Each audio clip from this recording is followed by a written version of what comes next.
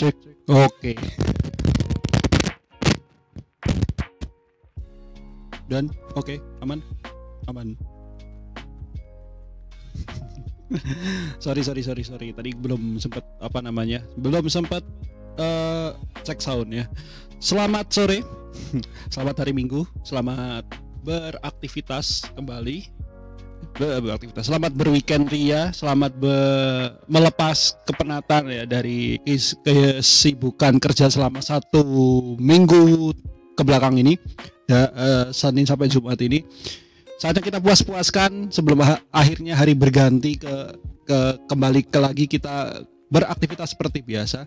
Selamat datang kembali di Lukman Serat Live Show di season kelima. Kita masuk di episode kedua. Ya, dimana kabar kalian semuanya? Semoga selalu sehat, selalu dalam keadaan yang baik-baik saja. Ya, pastinya selalu happy begitu. Walaupun mungkin beberapa daerah juga masih cuacanya ya, masih hujan begitu. Gua aja ini kayaknya barusan hujan sebentar, tapi habis itu udah selesai bisa aja gitu.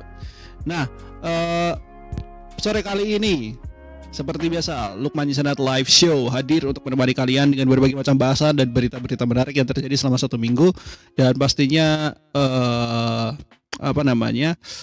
setiap minggunya kita akan ngasih berbagai macam informasi dan opini-opini, dan kalian juga bisa ikut bersuara bareng gua, bisa ikutan ngomentarin banyak hal gitu bersama gua.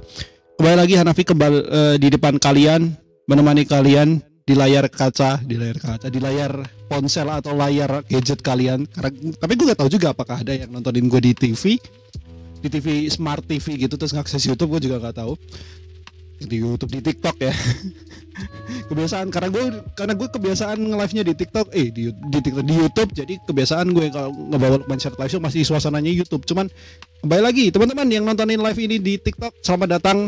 Ini adalah pertama kalinya Lukman Serat Live Show untuk season yang ini kita live di TikTok. Karena sebelumnya di YouTube. Jadi gue mencoba untuk mencoba untuk ke platform baru, siapa tahu lebih ngangkat, gue juga nggak tahu juga. Kalau kemarin di episode 1 lumayan, di episode perdana tuh masih lumayan, tapi gue nggak tahu di episode kedua ini apakah akan segitunya atau tidak. Karena gue juga sambil monitor di sini, gue mantau TikTok live gue di sini.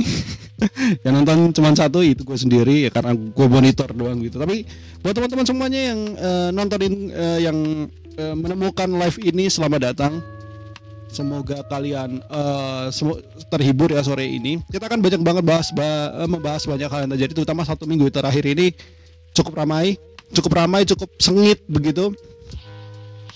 Dan banyak banget fenomena-fenomena yang sebenarnya menarik untuk kita berbincangkan gitu. Dan buat teman-teman semuanya yang nontonin live hari ini di TikTok ini, di jam ini ya, di jam yang kalian lihat di bawah ini, di jam 4:03.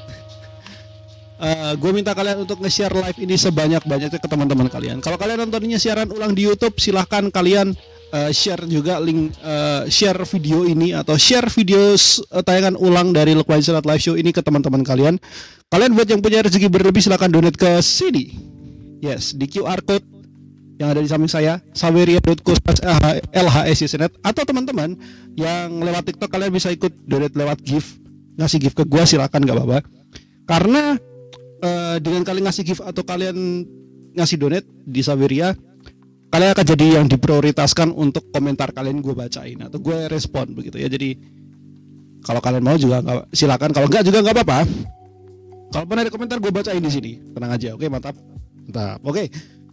Sore kali ini bahasan-bahasan yang kita pengen obrolin banyak banget ya, mulai dari kemarin pelantikan kepala daerah yang ini jadi sejarah pertama kalinya kepala daerah dari tingkat 1 sampai tingkat 2, tingkat kabupaten kota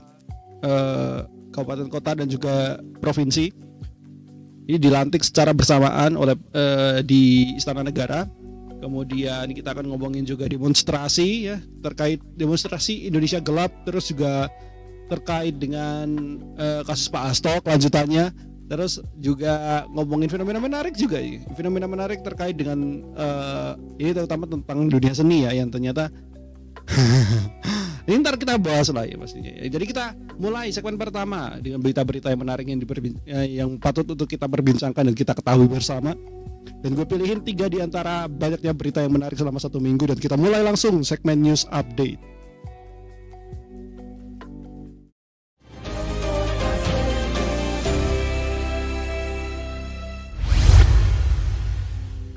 Oke. Di segmen News Update ada beberapa berita yang menarik untuk kita berbincangkan bersama. Yang pertama gue akan mulai. Jadi teman-teman, di hari Kamis kemarin ya, Pak Prabowo, Presiden Republik Indonesia, resmi melantik 961 kepala daerah secara serentak di Istana Negara Jakarta. Dan ini jadi salah satu momentum bersejarah untuk pertama kalinya, bahkan kayaknya nggak cuma di Indonesia tapi juga di dunia mungkin ya, bahwa pelantikan kepala daerah dilakukan secara serentak di baik itu kepala daerah provinsi maupun kabupaten kota secara langsung oleh Presiden Jokowi. Presiden Prabowo. Sorry. Saya bukan penguasa, saya bukan orang penguasa, saya nggak ada pikiran-pikiran ke situ atau ke tim-tim yang kesana, nggak. Beneran sumpah deh. gue jadi klarifikasi jatuhnya ya. Langsung, jadi beritanya gue bacain ke kalian nih, gue ambil dari detik.com. Prabowo resmi lantik 961 kepala daerah secara serentak di Istana Negara. Kita lihat nih. Oke, dari Jakarta, Presiden Prabowo Subianto resmi melantik 961 orang kepala daerah beserta para wakilnya. Pelantikan serentak ini pertama kali dilakukan dalam sejarah. Pelantikan digelar Oke. Pelantikan digelar di halaman tengah antara Istana Kepresiden Jakarta Pusat Kamis 20 Januari 2025. Acara ini diawali dengan kirap dari Monas menuju istana. Setelah itu acara dilanjutkan dengan menyanyikan lagu Indonesia Raya. Pelantikan dilanjutkan dengan menggunakan pembacaan kepres atau keputusan presiden terkait pelantikan para gubernur, wakil gubernur, serta pembacaan keputusan Menteri Dalam Negeri terkait pengesahan bupati, wakil bupati, dan wali kota, wakil wali kota. Prabowo kemudian memimpin pengambilan sumpah jabatan para kepala daerah. Bunyinya udah pasti tahu ya. Demi Allah saya bersumpah akan memenuhi kewajiban saya. Itu kalian pasti udah tahu ya bacaan itu atau bunyi sumpahnya ya. Ada 6 perwakilan kepala daerah yang maju menandatangani berita acara pelantikan sebagai simbolis. Ada 6 kepala daerah, yaitu satu dari mewakili sumpah agama Islam, yaitu adalah Gubernur Lampung Rahmat Mirzani Jausal. Yang kedua, mewakili sumpah dari agama Katolik, sumpah agama Katolik ya, Gubernur Maluku Utara Shirley Chwanda. Mewakili dari agama Buddha, Wali Kota Singkawang Chow Chiu Mie. Mewakili sumpah agama Hindu, Bupati Karangasem Igusti Putu Parwata. Mewakili sumpah dari agama Konghucu, Wali Kota Manado Andre Anggo. Agama Kristen Protestan, Bupati Merauke Yosep P. Gebzi. Mohon maaf kalau misalkan pembacaan gue salah, boleh dikoreksi. Selesai pembacaan sumpah jabatan, ke-6 perwakilan kepala daerah itu kemudian menandatangani berita acara. Sejumlah 961 itu terdiri atas gubernur, wali kota, bupati, dan para wakilnya.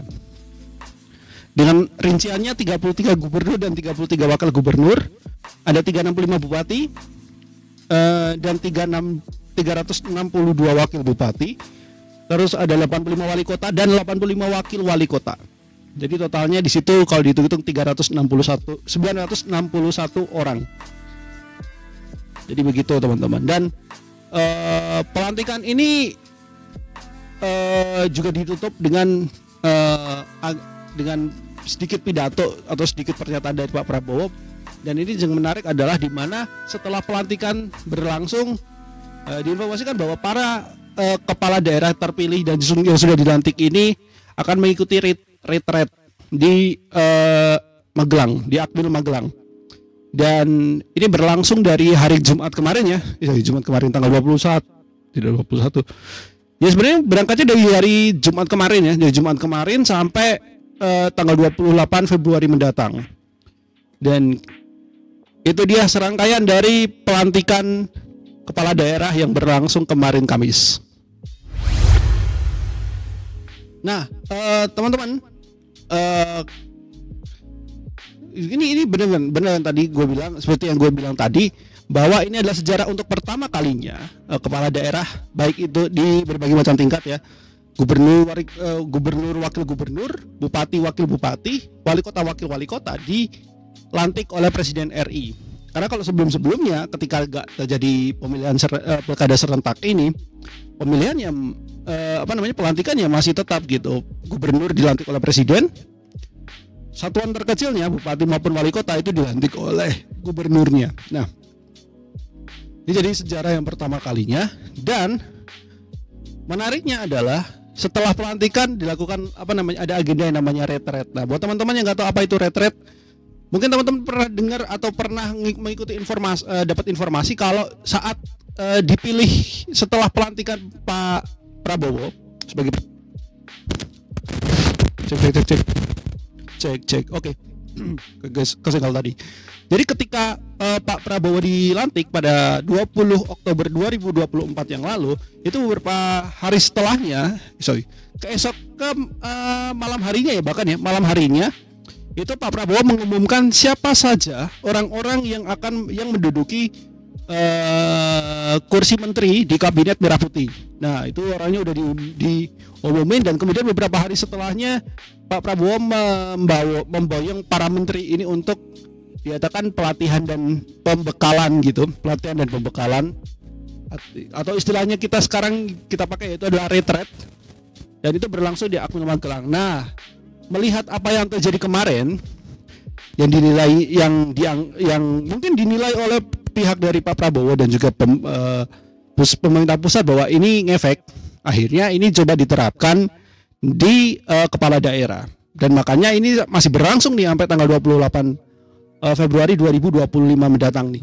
Dan kita lihat aja apakah benar-benar ini akan akan terlihat berefek begitu untuk mungkin untuk kepala daerah ini nanti agar kinerjanya baik begitu, atau mungkin akan dalam melayani masyarakat akan lebih responsif gitu, atau apa itu efeknya.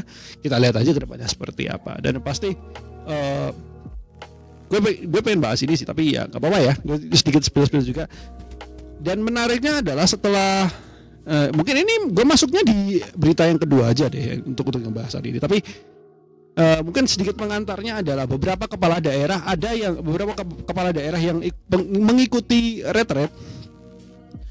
Itu nggak semua, itu ada beberapa, jadi nggak semua ya teman-teman. Yang nggak ikut ini adalah kepala daerah dari PDIP, kepala daerah yang terpilih dari kader PDIP. Kenapa nggak ikut? Ini akan ada hubungannya, mungkin akan ada hubungannya di berita yang kedua. Jadi berita yang kedua kita lanjut dulu. Berita yang kedua pengen gue bahas yaitu adalah terkait dengan kelanjutan dari kasus Pak Hasto, teman-teman. Jadi kemarin di season 1, di episode 1 kemarin kita ngomongin soal Pak Hastonya yang datang diperiksa, benar.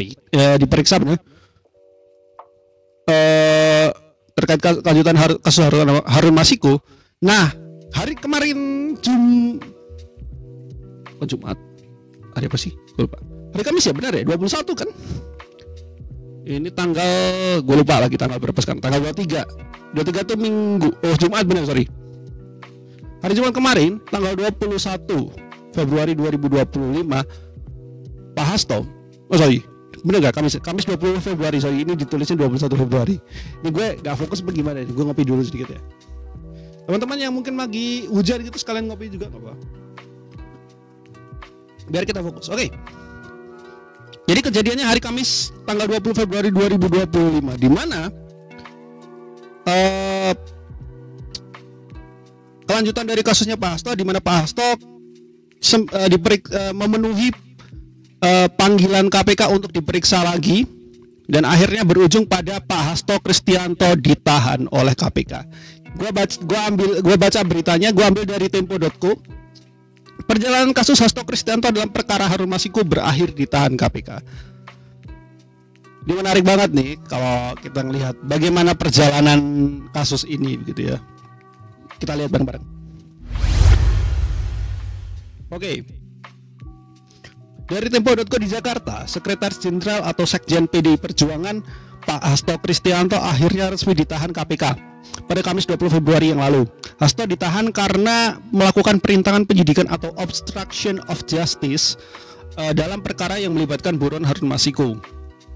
Pada 23 Desember 2024, KPK telah menetapkan saudara HK sebagai tersangka berdasarkan surat perintah penyidikan nomor Sprindik /152/dik.00/01/12/2024. Kata Ketua KPK Setia Budianto pada saat jumpa pers di Gedung Merah Putih KPK, Jakarta Selatan di Kamis 20 Februari kemarin.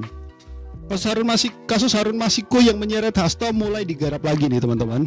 Kalau kita lihat perjalanannya, ini mulai digarap lagi setelah sekian lama dari tahun 2020 kasus ini mengendap begitu. Seiring dibukanya kembali perkara ini, saat itu lembaga anti rasuah ini memeriksa 3 saksi, yang di mana 3 saksi ini adalah kerabatnya Harun, untuk mencari keberadaan si Harun Masiku ini kemana gitu teman-teman. Nah, 3 orang ini adalah 1 orang pengacara dan 2 orang mahasiswa. 1 pengacara dan 2 orang mahasiswa ya teman-teman. Nah, usai pemanggilan ketiganya, penyidik KPK juga berencana memanggil Hasto. Juru bicara KPK Ali Fikri pada 5 Juni 2024 yang lalu mengatakan kalau Sekjen PDIP itu bakal diperiksa dalam kapasitasnya sebagai saksi ihwal. Saksi ihwal perkara suap yang melibatkan Harun Masiku. Hasto kemudian dipanggil pada Senin 10 Juni 2024. Lebih dari sebulan berselang, pada Kamis 18 Juli, penyidik KPK memeriksa 1 orang saksi yang terkait dugaan adanya perintangan penyidikan kasusnya Harun, yaitu adalah Doni Berisa. Nah, Dona Berisa, salah nyebut nama gue. Nah, si Dona Berisa ini siapa? Dia adalah istri dari mantan terpidana kasus Harun yang bernama Saiful Bahri, yang dimana Saiful Bahri ini adalah mantan kader PDIP. Adapun Saiful ini telah didakwa menyuap anggota KPU Wahyu Setiawan dengan sejumlah 600 juta rupiah dan kini telah bebas teman-teman. Namanya mantan terpidana kasus kan, dia udah bebas. Nah, KPK lalu memutuskan untuk membuka obstruction of justice dalam kasus Harun tersebut seusai penyidik memeriksa Dona. Kabar itu disampaikan juru bicara KPK Tessa Mahardika, yang sekarang ya jubirnya KPK Tessa Mahardika di Gedung Merah Putih KPK Jakarta Selatan pada Jumat 19 Juli 2024. Namun demikian, Tessa tidak merinci peluang menerapkan pasal perintangan penyidikan dalam kasus Harun. Jadi membuka kemungkinan nih membuka dugaan obstruction of justice dalam kasusnya Harun. Namun Pak Tessanya ini tidak merinci peluang untuk menerapkan pasal perintangan penyidikan ini. Nah, lanjut. Usai Pilkada 2024, KPK kemudian menetapkan Hasto Kristianto sebagai tersangka kasus suap terhadap Wahyu. Setia Budianto saat itu menyatakan Hasto memiliki peran vital dalam penyuapan. Dia juga dijerat pasal perintangan hukum karena diduga membantu pelarian Harun saat akan ditangkap tangan oleh KPK 2020 yang lalu. Uang suap sebagian dari HK atau Hasto Kristianto itu dari hasil yang sudah kami dapatkan saat ini. Teranyar, setelah 59 hari berstatus sebagai tersangka, Hasto kemudian ditahan oleh KPK per Kamis 20 Februari kemarin. Hasto ditahan selama 20 hari ke depan, terhitung mulai 20 Februari sampai sekitar tanggal 11 Maret 2025. Penahanan dilakukan di cabang Rumah Tahanan Negara dari Rumah Tahanan Negara kelas 1 Jakarta Timur.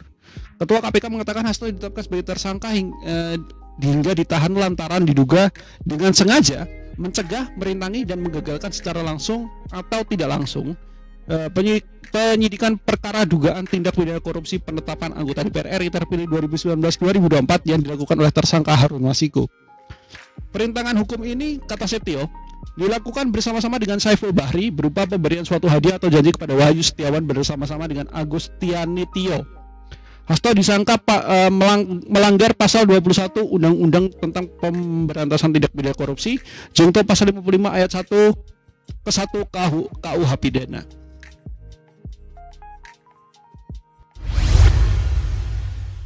Nah, setelah akhirnya BTW kalau mungkin gue gambarin dulu bagaimana saat Pak Hasto diperiksa ya. Jadi Pak Hasto datang ke KPK, seingat gue, karena gue juga mantau lewat breaking newsnya Kompas TV. Jadi Pak Hasto datang tuh di siang hari, ya sekitaran siang sore lah gitu. Ya pagi atau siang hari gitu. Ia datang bersama para simpatisan PDI Perjuangan. Didampingi juga oleh ketua kuasa hukumnya dan juga rekan-rekannya. Salah satunya yang gue lihat di situ Mas Adiana Pitupulu sama Ibu Rika Ciptaning. Nah, diperiksa selama beberapa jam begitu. Kemudian akhirnya di sekitaran pukul 18 waktu Indonesia Barat, jam 6 sorean, Pak Hasto keluar dengan rompi warna orange khas tahanan KPK. Dan sebenarnya ya, ketika pada saat itu kan gue lagi nontonin Kompas TV itu, ketika tiba-tiba jam 6 ada breaking news, dalam pikiran gue pasti mikirnya ini Pak Hasto pasti ditahan. Dan ternyata betul dugaan gue, beneran ditahan. Dan dilakukanlah press conference oleh pihak KPK di Gedung Merah Putih. Kemudian Pak Hasto keluar dari gedung sebelum akhirnya dibawa ke rumah tahanan. Pak Hasto sih menganggap dari kasus penanya Pak Hasto masih berkeyakinan bahwa ini adalah momentum yang baik, momentum untuk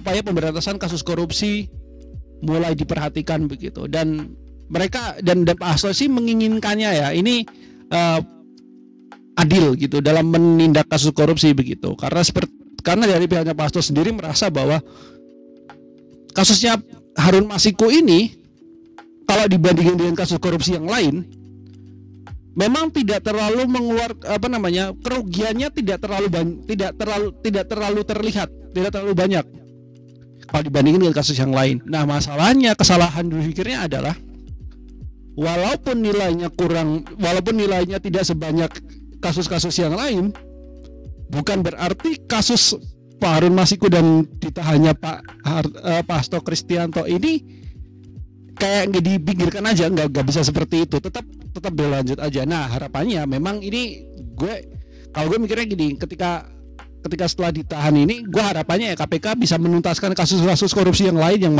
masih antri begitu. Semoga aja ini bisa berlangsung dengan bisa berlangsung adil seperti apa yang dikatakan Pak Hasto.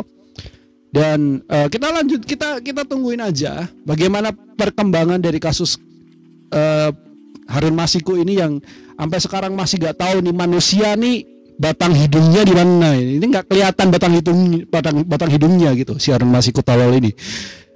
Ini dia antara yang pertama dia memang hilang atau memang dia nggak bisa dilacak, atau yang kedua mungkin dia dapat perlindungan dari pihak yang kita nggak tahu siapa itu. BTW ini setelah kasus ini, BTW ini kan berbarengan dengan dimana para kepala daerah ini melakukan retreat.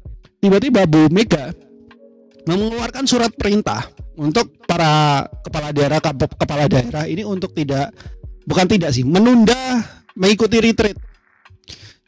Jadi beberapa pemimpin kepala daerah dari kader PDI Perjuangan itu menunda keberangkatan mereka untuk ikut retreat sampai waktu yang nggak tahu yang tadi ditentukan ya gitu ya. Tapi gue ngelihat kabarnya sih beberapa kader PDIP yang juga merupakan kepala daerah terpilih itu dan sudah dilantik kemarin itu mereka terbang ke Jogja. Tapi nggak di Akmilnya ya. Mereka kayaknya kumpul gitu di Jogja. Gue juga nggak tahu kenapa mereka kumpul di Jogja, ada apa ini. Nah, setelah itu kemudian, kembali lagi ke kasusnya Pak Hasto ini, kemudian bagaimana nih nasibnya PDI Perjuangan setelah Pak Hasto ditahan? Apakah akan ada rencana sekjen diganti?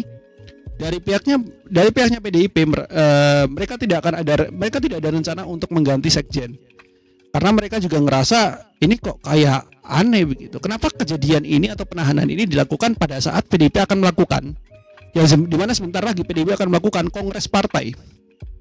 Nah, itu juga menjadi pertanyaan. Dan akhirnya setelah Pak Hasto ditahan, kemudian komando sekretaris jenderal diambil alih Ibu Megawati.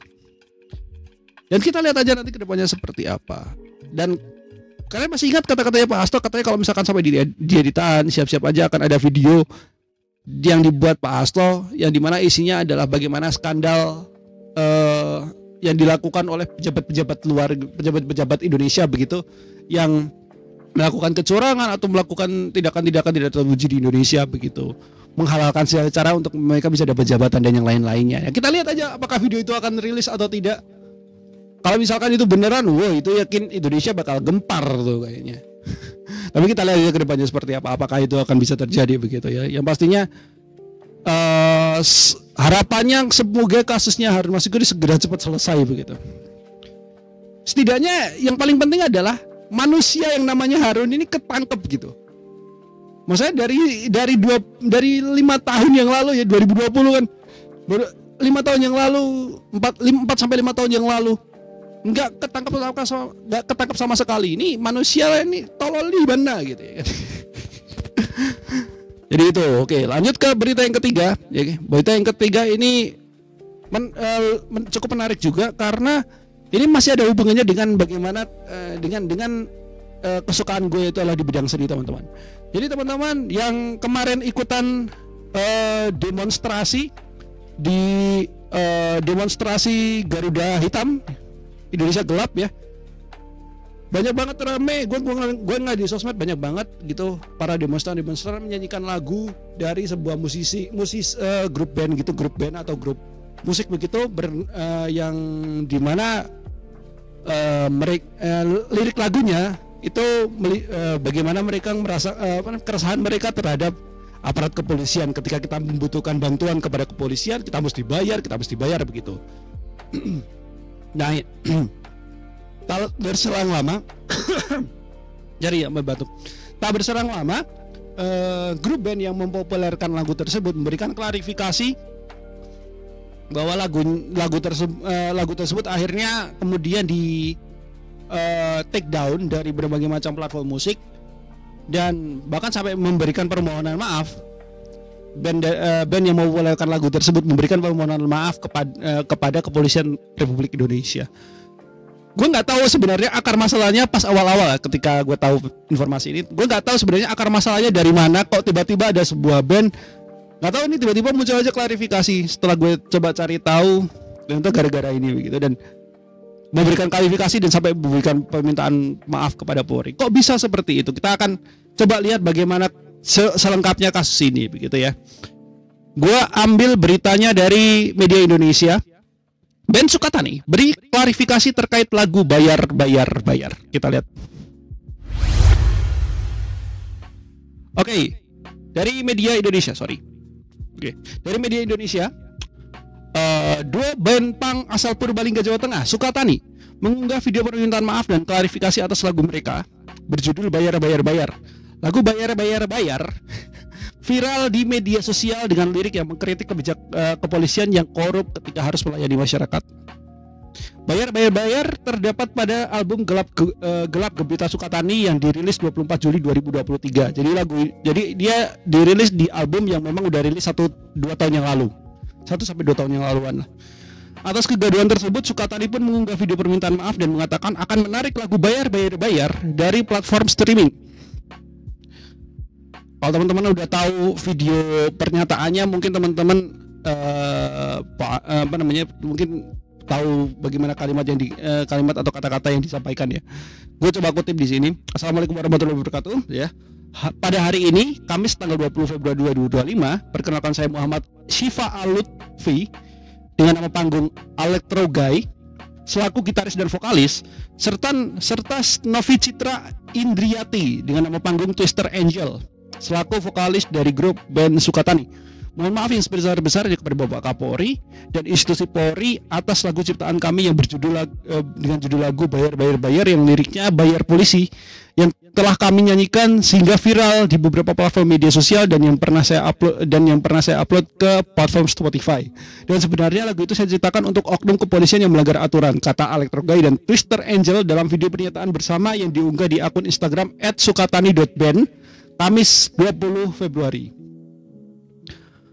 Melalui pernyataan ini saya telah mencabut dan menarik lagu ciptaan kami yang berjudul Bayar. Lirik lagu Bayar Polisi. Dengan ini saya menghimbau kepada semua pengguna akun media sosial yang telah memiliki lagu kami dengan judul Bayar, lirik lagu Bayar Polisi, agar menghapus dan menarik semua video menggunakan lagu kami dengan judul Bayar. Gak efektif masnya mereka kalau ngomongnya tadi. Kalimatnya yang dipakai gak efektif. Kenapa gue jadi ngomentarin kalimatnya? Karena apabila ada risiko di kemudian hari, sedangkan tanggung jawab kami dari band yang menciptakan ini. Gimana? Apabila ada risiko di kemudian hari, sedangkan tanggung jawab kami dari band yang menciptakan ini. Lanjut keduanya. Sukatani pun meminta agar para pemilik video rekaman saat mereka manggung ketika membawakan lagu berbayar maupun yang menyimpan lagu tersebut untuk dihapus di platform digital. Terakhir mereka menyatakan video pernyataan tersebut dibuat tanpa paksaan. Begitu. Nah, gue coba balik ke layar utama dulu. Teman-teman, karya seni kembali lagi diusik begitu oleh orang-orang yang merasa tersindir sebenarnya, merasa tersindir dan dengan kekuatannya mencoba untuk membungkam itu semua gitu ya. Dan yang terjadi pada Sukatani adalah seperti itu. Yang sebenarnya ini ketika muncul pertama kali video itu muncul di sosial media gue nggak tahu sama sekali ini band apa, lagunya seperti apa, gue nggak tahu karena memang gue nggak ngupdate musik-musik yang stylenya seperti band punk kayak Sukatani ini. Tapi ketika gue mencoba mencari tahu lagunya, mencari tahu apa yang sebenarnya terjadi, akhirnya gue paham bahwa lagu tersebut memang sebenarnya liriknya kritis dan gak jadi masalah sebenarnya kalau buat gue. Harusnya lagu ini gak jadi masalah karena memang lagu ini cuman menyampaikan kepada oknum. Apalagi kata-kata bayar polisi yang mana ini kan nggak kelihatan, cuma nyebutin polisi aja. Jadi kan polisi kan secara universal, nggak spesifik polisi mana, polisi Indonesia kah, kepolisian Jawa Tengah atau siapa, kan nggak sespesifik itu. Jadi kalimat yang dipakai kan cuma polisi di lirik lagu itu. Harusnya kalau orangnya punya otak yang sehat, nah, gue mau kasar kayak gini, gue mau ngomongnya keras kalau kayak gini. Untuk orang-orang yang punya otak yang cerdas, orang-orang yang pintar, yang IQ-nya nggak setara orang TikTok, itu menanggapi lagu tersebut santai aja.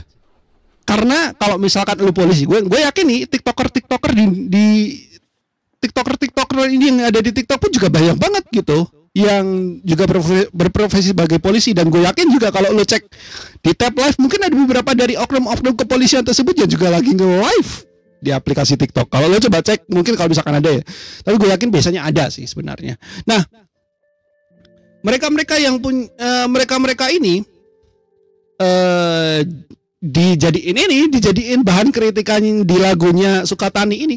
Dan kalau misalkan sampai akhirnya ini kan kasusnya kan dari pihak Sukataninya memberikan permohonan maaf, lagunya yang tadinya udah di-up di Spotify, di aplikasi streaming akhirnya harus di take down.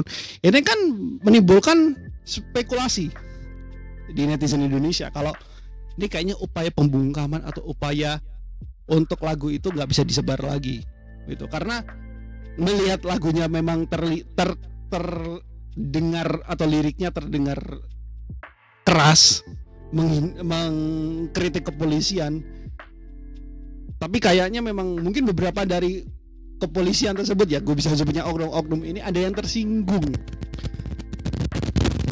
Nah, karena ada yang tersinggung, akhirnya mereka menggunakan kekuatannya sebagai polisi untuk membungkam ini para musisi-musisi yang bikin lagu yang kayak gini. Dan gue nge-highlight juga katanya mereka bikin itu tanpa paksaan. Gue ngerasa kayaknya nggak mungkin. Kenapa gue bilangnya nggak mungkin? Karena kalau misalkan tanpa paksaan, harusnya kalau misalkan tanpa paksaan lu gak harus ngomong itu di video pernyataan atau video klarifikasi lu, maksud gue. Kalau misalkan permintaan maaf aja. Kalau dibilang ini video ini kami buat tanpa ada paksaan, gue yakin sih pasti ada paksaan. Karena lu menyebutkannya di akhir. Kalau lu gak sebutin gak apa-apa. Malah kita ngerasanya ya itu mungkin masa lalu. Cuman kalau misalkan ada kata-kata tidak ada paksaan dari pihak manapun dan lu sebutkan kata itu, maka bisa jadi, maka kayaknya fix kalau pemikiran kita sebagai netizen, spekulasinya kita sebagai netizen, ini kayaknya memang ada intervensi, ada paksaan, ada dorongan untuk membuat video tersebut. Dan teman-teman, menyikapi fenomena ini, Pak Kapolri kembali lagi memberikan statement. Pak Listio Sigit Prabowo bilang bahwa polisi itu tidak anti kritik. Jadi intinya statement yang dikeluarkan Pak Listio Sigit Prabowo dia tidak membantah kalau bilang kepolisian Indonesia itu alergi kritik atau nggak suka dikritik dan yang lain-lainnya. bagus membantah Pak. Cuma masalahnya gini, Pak Listio Sigit Prabowo yang terhormat, yang Anda di mana udah jadi Kapolri berapa tahun, yang sebenarnya saya masih meragukan bagaimana kinerja Bapak. Salam presisi tai anjing. Gini, mungkin untuk Bapak dan juga jajarannya Bapak di Kapolri, di Polri, mungkin nggak tersinggung atau tetap anti kritik, tidak anti kritik begitu. Cuman masalahnya oknum-oknum yang ada di bawahan Bapak ini loh, yang anti kritik itu di bawahan Bapak. Maksud gue, kenapa lu sebagai pemimpin, Pak? Anda sebagai pemimpin harus membantah. Anda mewakili instansi Polri kan? Anda membantah. Cuman sayangnya itu di counter lagi. Itu nggak berlaku untuk bawahan Anda. Sedangkan bawahan Anda yang melakukan pelanggaran dan sosok katanya tidak anti kritik padahal sebenarnya anti kritik, itu juga ada di tanggung jawabnya ada di Bapak karena Anda sebagai pemimpin, Pak. Jadi maksud gue nggak perlu jangan membantah, jangan membantah atas nama Polri. Maksud gue sebelum Anda memberikan statement, cari tahu dulu benar apa enggak nih. Gue baca berita juga ada statement yang katanya di mana Kepolisian Jawa Tengah, anjing sumpah, Kepolisian Jawa Tengah. Kepolisian Jawa Tengah bilang kalau memang mereka klaim memang sempat terjadi ada intimidasi seperti itu. Tapi akhirnya update terbaru yang gue dapatkan bahwa Sukatani diperbolehkan lagi membawakan lagu bayar. Nah, kalau ngomongin Kepolisian Jawa Tengah, tidak jauh-jauh dari kontroversi dan juga blunder-blunder yang dilakukan dari zamannya Pak Ahmad Lutfi. Dari zamannya Pak Ahmad Lutfi sebelum dia jadi gubernur terpilih sekarang dan sekarang menjabat jadi gubernur Jateng, itu emang udah blundernya minta ampun. Dari zamannya kasus lo masih ingat kasusnya mobil sewaan yang di Pati itu? Lo masih ingat itu? Kemudian kemarin ketika kasusnya Gama, itu salah satu bentuk blundernya Polda Jateng tuh. Nah sekarang pertanyaan gue, Polda Jateng, ini kayaknya ada yang nggak beres sama kalian begitu. Jadi ini salah satu saran mungkin ya, sebelum kan kalau ngasih kritik harusnya kasih solusi gitu kan. Nah salah satu bukan solusi, ini lebih bentuknya saran. Saran saya Pak Listio Sigit Prabowo, coba Bapak Listio Sigit Prabowo melakukan memantau jajaran-jajaran di bawah Anda yang ada di tingkat yang ada di Polda Jawa Tengah. Coba lihat tuh. Coba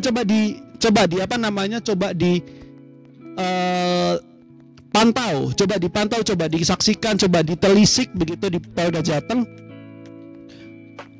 Kok bisa blunder seperti ini tuh sering kali terjadi. Sering banget terjadi.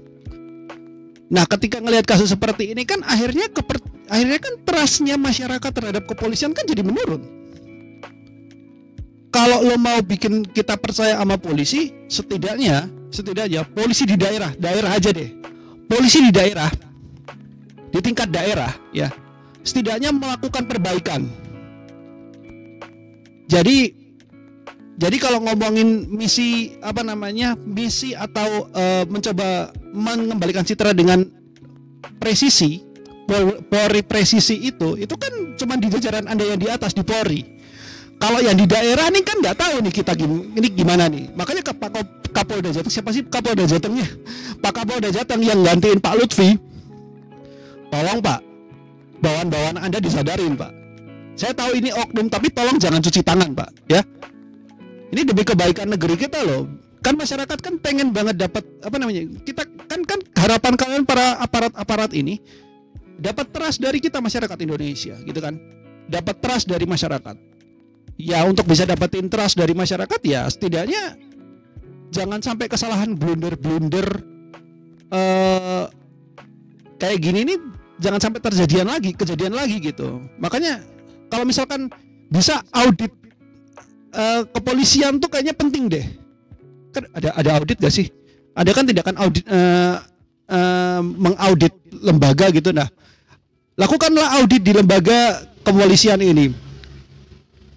Agar biar kelihatan tuh bobrok-bobroknya polisi seperti apa. Kalau lo memang pengen kepolisian bisa dapat citra positif gitu ke masyarakat di mata masyarakat Indonesia, lakukanlah audit itu.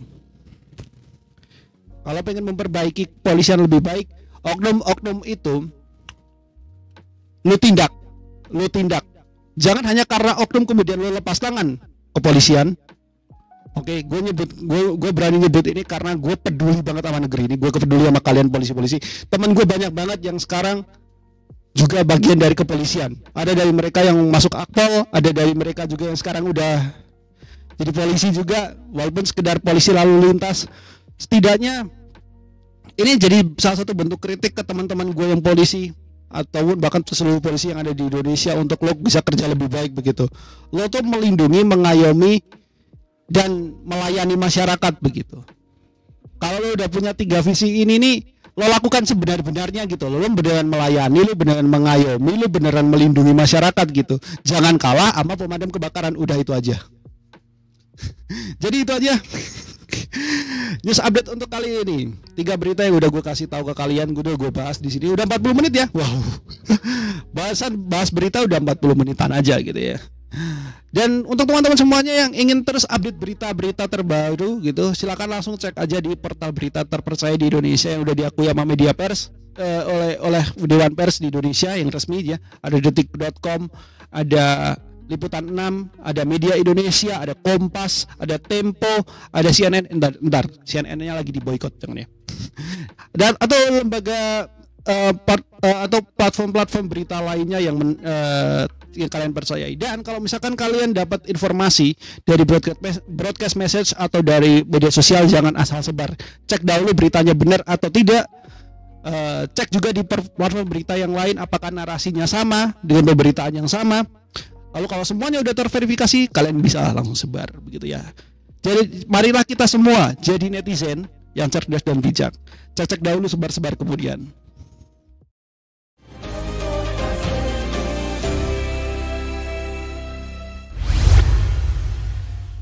Oke, kita sudah menuntaskan segmen pertama. Kita next di segmen yang kedua. Segmen yang kedua gue pengen ngomongin soal demonstrasi Indonesia Gelap yang berlangsung beberapa hari yang lalu. Selama 1 minggu terakhir ini yang dilakukan oleh mahasiswa, oleh elemen masyarakat begitu di berbagai macam daerah di Indonesia. Dan bagaimana respon dari pejabat publik kita terkait hashtag Indonesia Gelap yang sangat-sangat wise sekali, ya akan kita bahas tapi nanti di segmen selanjutnya. Pastikan kalian semuanya tetap bareng kita ya. Kita break iklan dulu. Buat teman-teman yang belum bikin kopi gitu, karena mungkin ini mungkin masih hujan dan belum bikin kopi, silakan untuk kalian bikin kopi dulu. Kita akan balik lagi habis ini, jangan kemana-mana. Tetap bareng kita di Lukman Syarad Live Show season kelima di episode kedua. We'll be right back.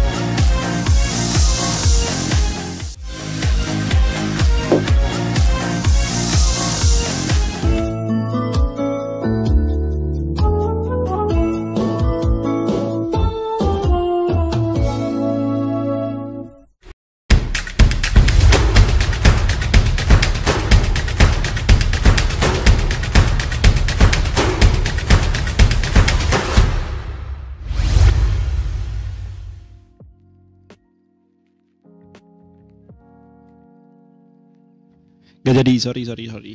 Kembali lagi kita di Lukman Syarad Live Show season 5 di episode kedua. Kita masuk di segmen kedua, teman-teman yang baru bergabung. Kalian yang baru bergabung di segmen kedua ini, selamat datang. Teman-teman, tadi di segmen pertama kita udah ngomongin soal beberapa berita yang menarik diperbincangkan di news update. Ada beberapa berita tadi, gue coba recap tadi. Dari mulai berita terkait pelantikan kepala daerah yang berlangsung hari Kamis kemarin oleh Presiden Prabowo di Istana Merdeka, di Istana Negara Jakarta. Terus tadi kita juga ngomongin soal kasusnya Pak Hasto. Sorry, gue malah lagi batuk. Jadi tadi juga ngomongin soal kasusnya Pak Hasto yang dimana kemarin hari Kamis ya, beliau ditetapkan sebagai sebenarnya sudah ditetapkan sebagai tersangka dan baru ditahan oleh KPK kemarin Kamis. Kemudian kita juga tadi ngomongin soal Ben Sukatani dengan lagunya Bayar yang sempat jadi kontroversi menurut pihak kepolisian dan akhirnya dihapus dan diintimidasi dan lainnya. Oh ya, gue lupa pengen ngomongin ini juga tadi di news update ketika beritanya Sukatani. Ada informasi terkait isu di mana salah satu vokalis yang cewek, namanya siapa gue lupa tadi, itu juga dipecat karena dia juga selain dia vokalis dari Sukatani, dia juga adalah seorang guru. Diintimidasi sampai bahkan dipecat dari pekerjaannya. Nah, update terbarunya adalah ini kemudian Pak Natalius Pigai, Pak Menteri HAM, ya, Bapak Menteri HAM, ini kemudian memberikan statement atau bahkan menanggapi bahwa jika itu beneran terjadi, maka ini sudah masuk kategori melanggar HAM. Karena orang tersebut sebenarnya punya hak untuk tetap bisa bekerja gitu. Hanya karena dia gabung di sebuah grup band dan merilis lagu yang memang mungkin menurut beberapa menurut pemberitaan mungkin, dan bahkan mereka yang memecat beliau vokalis ini dari jabatan dari profesi gurunya, dari profesinya sebagai guru, itu menganggap kayaknya lagunya memang cenderung kurang kritis, tapi ya kritis cuman tidak kurang ini aja sih, nggak etik gitu, nggak etis gitu, kayak gitulah ya. Dan akhirnya kemudian kabar yang gue dapatkan adalah Kementerian HAM atau Menteri HAM kemudian mencoba untuk mengetahui atau meninjau langsung atau melihat langsung begitu apa yang sebenarnya terjadi begitu. Aduh, headset gua jatuh. Oke, di segmen kali ini di Hanafi Says, di segmen Hanafi Says kita akan ngobrolin soal kelanjutan dari demo Indonesia Gelap yang berlangsung selama 1 minggu terakhir. Apa aja tuntutannya, kemudian bagaimana respon dari pejabat-pejabat publik terkait dengan hashtag Indonesia Gelap ini. Langsung kita mulai segmen Hanafi Says.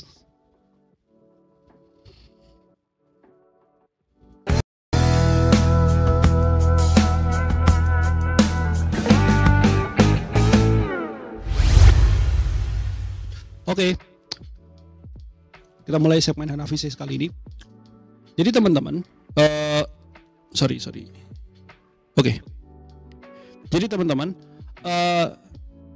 kalau kita ngomongin soal demo Indonesia Gelap yang kemarin ini, yang turun banyak banget ya dari berbagai macam elemen masyarakat, dan yang pasti turun adalah dari mahasiswa. Bahkan mahasiswa seni dari kampus ISI, dari kampus gue yang dulu ya, Institut Seni Indonesia Surakarta, bahkan sampai ikutan turun. Mereka mencoba menyuarakan berbagai macam keresahannya, mencoba menyuarakan keresahannya terhadap kondisi Indonesia yang akhirnya membuat hashtag Indonesia Gelap naik begitu. Dan mereka mengajukan beberapa macam tuntutan begitu di demonstrasi tersebut. Ini gue coba bahas aja ya. Gue bahas aja di sini apa aja sih tuntutan-tuntutan yang disampaikan atau yang diutarakan oleh para demonstran kemarin ya, dari para mahasiswa yang turun ke jalan kemarin. Gue ngutipnya ini dari detik.com ya, dari berita 13 tuntutan BEMSI di puncak demo Indonesia Gelap 20 Februari kemarin. Oke. Ada 13 poin. Gue bentar. Oke. Gue coba ke layar ini dulu ya. Ini gue bahasanya tadi nggak sempat nyiapin nih tadi. Gimana tadi? Gue coba kasih lihat ke lu ya. Sorry. 13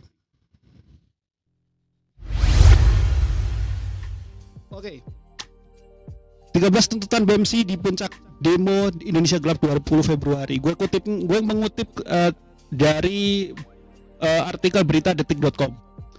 Ada 13 tuntutan massa yang disampaikan pada puncak demo Indonesia Gelap yang terjadi 20 Februari yang lalu. Di hari 20 Februari itu berarti hari Rabu kalau nggak salah ya. Dari Rabu. Benar nggak sih hari Rabu? Hari Kamis. Sorry. puncaknya di kemarin Kamis ya. Dan 13 tuntutan itu gue coba sebutin di sini ya. Yang pertama, menciptakan pendidikan gratis ilmiah dan demokratis serta batalkan pemangkasan anggaran pendidikan. Well yes, ini menyangkut terkait dengan adanya pemangkasan anggaran atau rencana pemangkasan anggaran di bidang pendidikan. Dan seperti yang gue bahas di segmen di season ini di episode perdana, gue sempat ngobrolin soal efisiensi anggaran di bidang pendidikan yang bahkan sampai kita ngomongin soal beasiswa, bantuan KIPKA yang dipotong begitu, yang berdampak pada 3/4 mahasiswa yang ongoing terancam putus kuliah begitu, dan berbagai macam beasiswa yang dipotong yang mengakibatkan banyak yang, kalau misalkan contohnya lagi beasiswa Indonesia, beasiswa apa sih namanya yang di luar negeri itu, gue lupa tuh tadi kemarin namanya, yang mengakibatkan itu berdampak pada beberapa sebagian besar mahasiswa yang di luar negeri terancam terlantar di sana karena gagal bayar gitu ya kan. Nah, makanya tuntutan pertama adalah ciptakan pendidikan gratis, apalagi ini yang turun ke jalan adalah dari anak-anak BEMSI gitu. Nah, itu yang pertama. Yang kedua adalah cabut proyek strategis nasional bermasalah atau PSN yang bermasalah, wujudkan reforma agraria sejati. Reforma agraria sejati. Jadi PSN ini tuh banyak banget loh. Jadi kalau kita ngomongin zaman-zamannya Pak Jokowi yang lalu, program strategis nasional tuh banyak banget dan kerap ini jadi alat perampas tanah rakyat. Nah ini nih makanya mereka para demonstran ini menuntut untuk dilakukan pencabutan PSN ini yang tidak berpihak pada rakyat dan mendorong pelaksanaan reforma agraria sejati. Yang kedua. Lalu yang ketiga, tolak revisi Undang-Undang Minerba. Ini menyangkut terkait dengan sempat ada rencana tambang itu bisa dikuasai atau bisa industri tambang itu bisa dikuasai atau dikelola oleh pihak kampus. Dan ini jadi permasalahan. Kenapa? Karena terancam itu mengancam independensi kampus ataupun independensi lingkungan akademik. Yang harusnya lingkungan akademik itu kritis ya, tetap kritis, tetap memiliki pola kerja yang independen, pola berpikir yang independen begitu.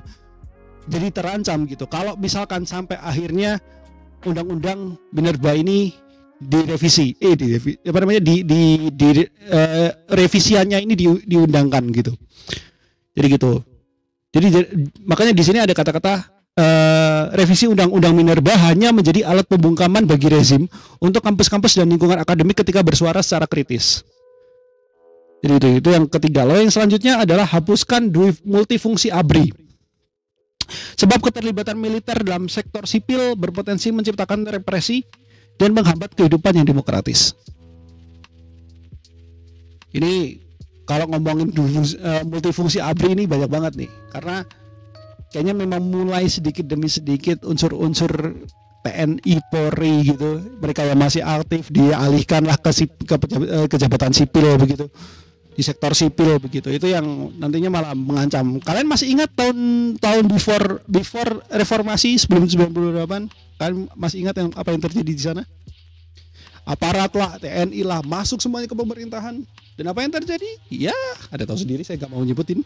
Itu yang keempat. Lalu yang kelima, sahkan rancangan undang-undang masyarakat adat. Masyarakat adat membutuhkan perlindungan hukum yang jelas atas tanah dan kebudayaan mereka. Ini rancangan undang-undang masyarakat adat juga penting nih teman-teman, karena ngelihat bagaimana kayak kalau kita ngomongin soal masyarakat adat kan, mereka kan punya wilayah gitu kan, punya wilayah yang dimana sayangnya wilayah dan kebudayaan mereka terancam gitu karena dari proyek strategis nasional dan hal-hal yang lainnya yang bahkan yang justru merugikan masyarakat adat, bukan menguntungkan ya, malah justru merugikan begitu. Itu yang kelima ya. Lalu yang keenam, cabut instruksi Presiden nomor 1 tahun 2025 terkait yang dinilai ini sebagai ancaman terhadap bagian-bagian yang justru menjadi kepentingan rakyat seperti pendidikan dan kesehatan. Nanti kita coba cari ya. Instruksi Presiden nomor 1 tahun 2025 itu apa tuh? Karena gue belum sempat baca juga. Yang ketujuh, lanjut lagi. Evaluasi penuh program makan bergizi gratis. Nah ini nih. Kita ngelihat kasus-kasus yang akhir-akhir ini ada yang keracunan lah gara-gara makanannya nggak steril. Ada yang keracunan, ada juga keracunan karena makanannya ada mengandung belatung begitu ya kan. Itu mesti dievaluasi betul tuh. Harus dievaluasi agar yang pertama tepat sasaran, terlaksana dengan baik, tidak jadi alat politik semata. Ini gue setuju banget. Yang gue kasihan tuh gini, kalau lu masih ingat kalau kita ngomongin makan bergizi gratis, Om Botak Om Botak buzzer itu yang sampai ngatain anak SD pala lupa A itu anjir. Padahal maksud anak-anak ini bilang nggak enak tuh cuman biar ini dievaluasi gitu. Kenapa harus dikatain pala lupa A sekarang? Itu jangan sampai ya, kenapa gue sampai ke situ sih. Gue lanjutin lagi ya.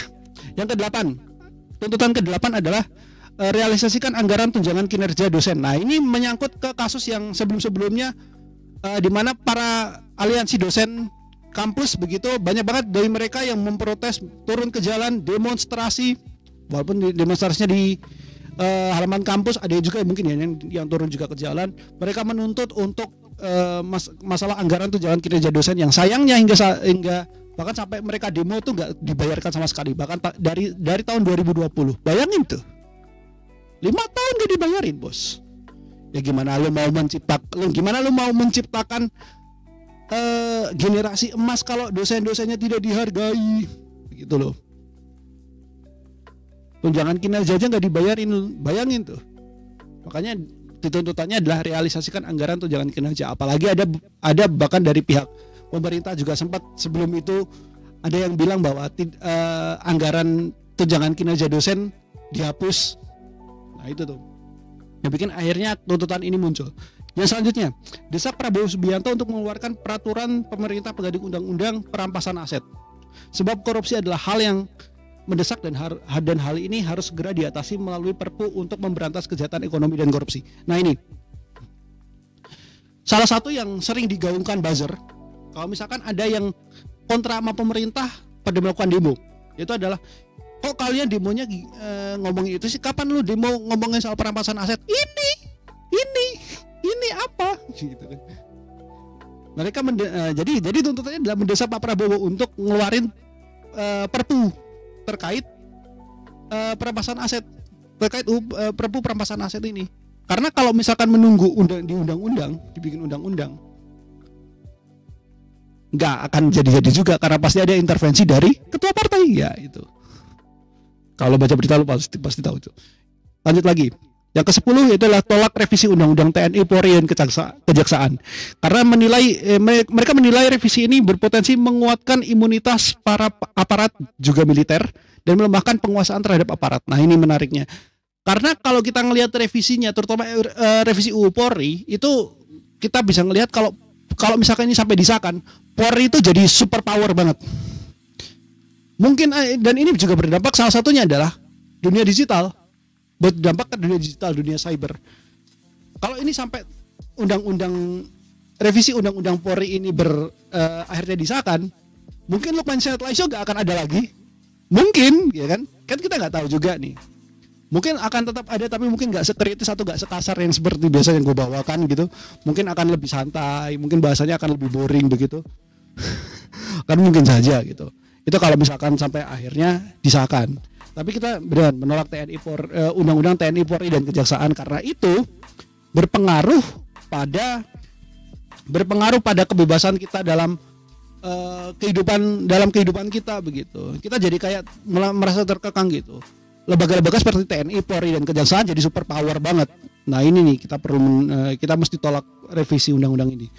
Itu tuntutan mereka ke-10, ke-11 efisiensi dan rombak kabinet merah putih. Seperti yang kita tahu kenapa ini dilakukan, kenapa mereka meminta efisiensi dan merombak kabinet merah putih. Seperti kita tahu para pejabatnya memang melakukan kontroversi. Bahkan ketika demonya masih berlangsung, pejabatnya juga masih ngelakuin kontroversi. Dan dilakukan efisiensi karena seperti kita tahu kabinet merah putih ini ada berapa menteri, ada berapa kementerian tuh, ada 40-an kan, ada 40-an nomenklatur kementerian. Kalau kita lihat yang sebelumnya cuma 30, nggak sampai 40-an. Itu yang jadi permasalahannya. Kalau misalkan dibilang Indonesia besar, makanya menterinya butuh yang besar. Amerika juga besar, cuy. Amerika mah cuman berapa puluh tuh, berapa belas menteri itu, atau berapa puluhan menteri lah, gak sampai 40 kayak kita gitu. Kalau ngomongin negara besar ya, gitu. Makanya ini efisiensi dan merombak ini juga perlu gitu, agar setidaknya kalau lo ngomongin efisiensi, kementerian tuh gak sebanyak itu. Kalau ngomongin efisiensi anggaran yang lagi digulirkan ini, setidaknya kalau misalkan lo mau melakukan efisiensi, kementerian lu tuh gak sampai 42 Pak, gitu. Makanya diminta nih, makanya kita nuntut efisiensi dan ngerombak si kabinet merah putih ini. Itu kemudian tuntutan yang ke-12, yaitu tolak revisi peraturan Dewan Perwakilan Rakyat atau peraturan DPR tentang tata tertib yang mana revisi sangat bermasalah dan bisa menimbulkan kesewenang-wenangan dari lembaga DPR. Ini terkait tata tertib sidang begitu kayaknya. Karena memang kalau kita ngomongin kayak alurnya bagaimana mengesahkan undang-undang dan yang lain-lainnya, seringkali itu jadi kontroversi juga. Kadang-kadang ada revisi undang-undang yang lagi bermasalah tiba-tiba diketok dan sah jadi UU aja di jam 12 malam ketika orang-orang lagi tidur. Nah itu perlu ini dilakukan revisi yang tapi sayangnya revisi peraturan DPR ini malah berpotensi jadi kayak DPR jadi sewenang-wenang gitu. Ya gitu. Kemudian ini tuntutan yang terakhir atau tuntutan ke-13 itu adalah melakukan reformasi kepada Kepolisian Republik Indonesia. Kepolisian harus direformasi secara menyeluruh untuk menghilangkan budaya represif dan meningkatkan profesionalisme. Aksi ini merupakan panggilan kepada seluruh elemen masyarakat untuk terus mengawal jalannya pemerintahan demi terciptanya keadilan sosial bagi seluruh rakyat Indonesia. Jadi itu 13 tuntutan yang mereka sampaikan di puncak demo yang berlangsung 20 Februari kemarin. Nah, teman-teman, Indonesia Gelap ini kemudian ramai diperbincangkan teman-teman. Sebenarnya gue coba revisi ya yang di episode pertama tadi, episode perdana kemarin, di mana gue bilang Indonesia Gelap tuh hashtag Indonesia Gelap atau Garuda Hitam itu muncul ketika ketika isu bukan kenaikan BBM, apa namanya? Isu kelangkaan LPG gitu, di mana LPG cuma bisa dibeli di pangkalan. Gue revisi itu bukan muncul karena itu, tapi Indonesia Gelap tuh muncul pada saat momentum itu sebenarnya. Jadi penyebabnya bukan gara-gara isu ini. Ya isu ini mungkin masuk gitu dalam tuntutannya. Tapi maksud gue Indonesia Gelap ini sebenarnya muncul pada saat momentum si kelangkaan gas LPG ini gitu. Itu aja revisinya dari gue. Nah, si hashtag Indonesia Gelap ini kemudian ramai diperbincangkan, diramaikan oleh banyak banget public figure. Kemudian sampai bahkan trending topics begitu teman-teman. Aksi demo dilakukan dari hari Rabu kemarin sebenarnya, dan itu berlangsung di berbagai macam kota, di Semarang, di Solo, bahkan kemarin kalau nggak salah di hari Kamis di Solo juga mahasiswa seni, adik-adik tingkat gua pada turun semua juga menyuarakan pendapat mereka terkait dengan bagaimana kondisi Indonesia yang luar biasa carut marut ini, dengan gaya mereka, dengan memperkenalkan bagaimana seni, dengan menggunakan seni sebagai bentuk menyampaikan ekspresinya. Oke. Nah, yang menarik adalah sebenarnya dari kalau ngomongin tuntutan, ya udah kita udah tahu lah tuntutannya apa aja, dari masalah UKT, masalah anggaran pendidikan, kemudian revisi undang-undang TNI Polri, kemudian ngesahin untuk mengeluarkan Perpu perampasan aset, reformasi kepolisian, efisiensi dan merombak kabinet merah putih dan yang lainnya, banyak banget di situ. Jadi respon terkait bagaimana kinerja dari pemerintahan Prabowo Gibran selama 3 bulan lebih. 3 bulan bahkan udah masuk 4 bulan sebenarnya harusnya ini. Udah masuk ke 4 bulan. Nah, teman-teman, yang menarik itu adalah respon dari pejabatnya, teman-teman. Kalau kita ngomongin Indonesia gelap, yang why banget sebenarnya menurut gua, yang agak gimana ya, kok pejabat mulutnya kayak gitu. Ternyata gue pikir pejabat tuh harusnya kan mereka kan kayak memberikan statement itu yang bikin adem, setidaknya bikin suasana hati itu damai, masyarakat Indonesia tuh nggak jadi gampang terbakar gitu. Ini malah statementnya bikin kebakaran jadi makin besar begitu. Salah satunya adalah bukan menteri dia. Kalau sebelumnya kan dia menteri, tapi sekarang kayaknya dia jadi apa sih namanya bukan atasan. Kok atasan sih? Apa sih istilahnya ya?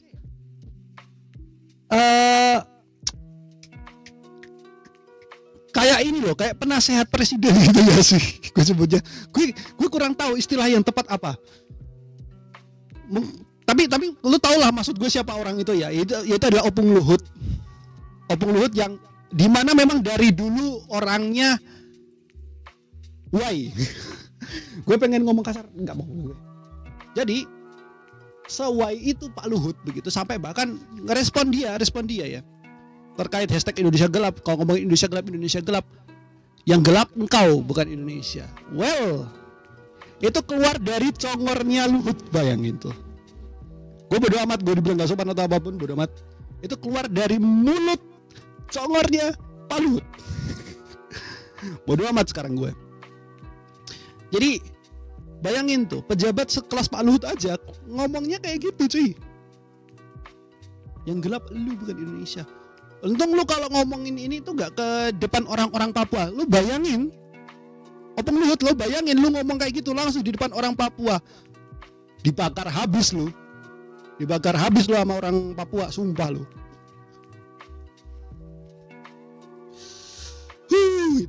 Itu yang gelap itu engkau bukan Indonesia. Itu kan jadi bentuk bahwa itu kan sebenarnya menggambarkan bahwa pejabat kita tuh nggak bisa berargumen sebenarnya, ya nggak? Udah tua nggak bisa berargumen, katanya lu mau pensiun, mulut lu harimaumu ya, mulut lu harimau lu itu kan. Maksud gue, lu udah bilang katanya lu mau pensiun, lu mau nggak akan ikut di pemerintahan lagi. Ya memang nggak ikut di pemerintahan, cuman kan lu kan masih jadi bagian dari istana kan. Lu masih bagian dari istana walaupun lu cuman nggak masuk di menteri atau yang menteri ataupun utusan presiden atau apapun. Tapi kan lu tetap bagian dari istana, bos. Maksud gue, lu gak sadar lu juga bagian dari istana yang harusnya pun juga punya tanggung jawab yang sama begitu untuk walaupun dan lu sebagai public figure, sebagai orang yang berpengaruh juga, lu harusnya kan kalau ngasih statement kan yang bikin adem, nggak yang bikin kebakaran jadi semakin melebar gitu ya kan? Ini kenapa gitu? Ini udah dari dulu loh, kalau kita ngomongin Pak Luhut ya udah dari dulu, dari zaman kapan tahun tuh ngomongnya tuh gitu loh.